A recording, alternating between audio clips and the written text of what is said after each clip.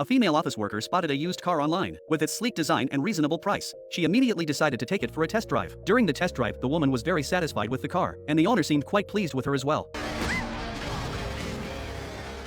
The case was transferred to the FBI's Behavioral Analysis Unit, according to the files they received. This was already the fifth missing woman case in Seattle. The killer was known as the Seattle Strangler. All victims were murdered within 7 days of their disappearance. The killer seemed to really enjoy the process. The most recent missing girl was named Heather. Her computer's hard drive had been wiped clean by a virus. The only thing left was a message from the killer. For heaven's sake, catch me before I kill more. I cannot control myself.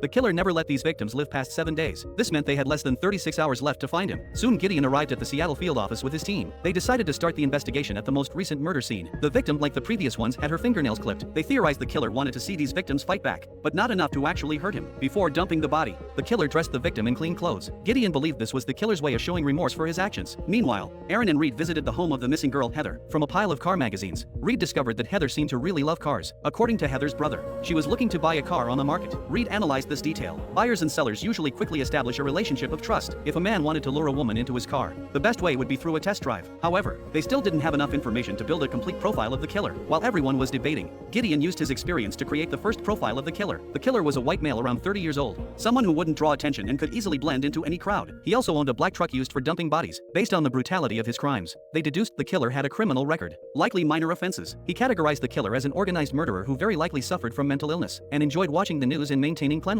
He was a smart criminal, which meant any physical evidence found at the scene was deliberately left for them to find. Every murder involved rape, but without actual penetration. This indicated the killer was naturally impotent. The psychological assessment showed the killer suffered trauma during childhood, likely the accidental death of a parent or family member. Now he felt watched and persecuted, which triggered his murderous impulses. As an organized killer, he would insert himself into the investigation, sometimes even volunteering as a witness to keep tabs on the progress of the police investigation. This made him feel in control of everything. It must be said, Gideon's deduction was nearly miraculous. Based on this profile, the FBI found a suspect in their criminal database. Elle posed as a neighbor to arrest this man named Richard, but they didn't find the missing girl at Richard's house. Therefore, the FBI could only detain him temporarily, not imprison him. Richard was the suspect who best matched their profile. His mother died in a car accident when he was 13. Elle deduced from the 4 murder cases that the killer was a rage-driven rapist. He would keep a victim for several days and likely videotape them. This way, he could repeatedly experience the twisted fantasy. They also found a black Jeep in the garage. While the Jeep matched their profile, everything else didn't add up. All the bodies showed defensive wounds, but Richard had no scars on his body. What else were they missing?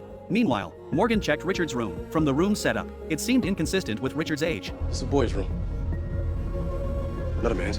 The investigators found Richard's computer, but when they entered the password, something unexpected happened. Clearly Richard had left them a fake password. Besides that, they found a Go board in the attic. The rotating board showed Richard was playing against himself, and Go is the best reflection of a person's inner self. You can usually discover someone's personality from the board.